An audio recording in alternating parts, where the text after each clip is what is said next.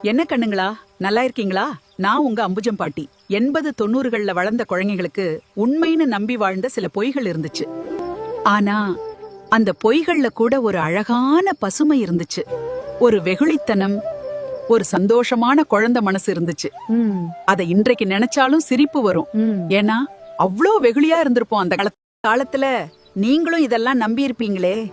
மயிலிறக புத்தகத்துக்குள்ள வச்சு அரிசி போட்டா அது குட்டி போடும்னு, வண்ணத்து பூச்சிய பிடிச்சு அதோட நிறம் கையில ஒட்டினத நெற்றியில வைத்துக்கிட்டா அன்று காசு கிடைக்கும் என்று நம்பினோம்.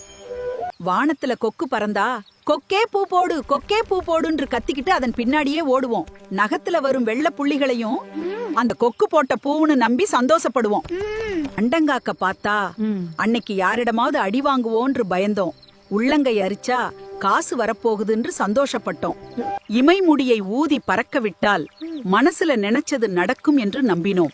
தவளை குஞ்சுகளை மீன் குட்டின்னு நினைச்சு வளர்த்தோம். பழக்கொட்டைய முழுங்கிட்டா வயிற்றுக்குள்ள மரம் வளரும்னு தண்ணியே குடிக்காம இருந்தோம். மழையும் வெயிலும் சேர்ந்தா நரிக்கும் கழுதைக்கும் கல்யாணம் நடக்குதுன்னு சொன்னாங்க.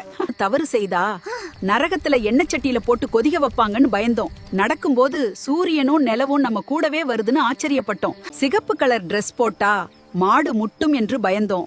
மாட்டு சாணத்துல இடி விழுந்தா அது தங்கமா மாறிடும் என்று நம்பினோம். புத்தக பையில தலை வச்சு தூங்கினா படிப்பு நல்லா வரும் என்று நம்பினோம். கோவில் சுவர்ல எக்ஸாம் நம்பர் எழுதுனா பாஸ் ஆகிடலாம் நம்பினோம். புள்ளப்பூச்சிய கொன்றா பிள்ளை பிறக்காதுன்னு பயந்தோம். காம்ப்ளான் குடிச்சா உயரம் வளரும்னு நம்பி குடிச்சோம். சாலையோர புளிய மரத்துல பேய் இருக்கும். அதுவும் வெள்ளை சேலை கட்டிக்கிட்டு மல்லிப்பூ வாசத்தோட்டு ஜல் ஜல்லுன்னு கொலுசு சத்தம் போட்டு வரும்ன்று பயந்தோம். பூஜையில வைக்கும் பலகாரத்தெல்லாம் சாமியே சாப்பிடுவாருன்னு நம்பினோம்.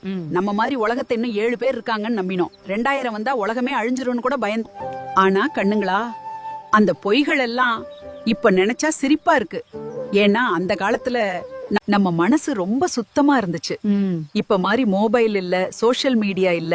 ஆனா சந்தோஷம் மட்டும் நிறைய இருந்துச்சு. அந்த பசுமையான காலத்தை நினைச்சு சிரிச்சீங்கன்னா ஒரு லைக் போடுங்க பண்ணுங்க. மறக்காம உங்களுக்கு தெரிஞ்ச நினைவுகளையும் கமெண்ட் பண்ணுங்க கண்ணுங்களா.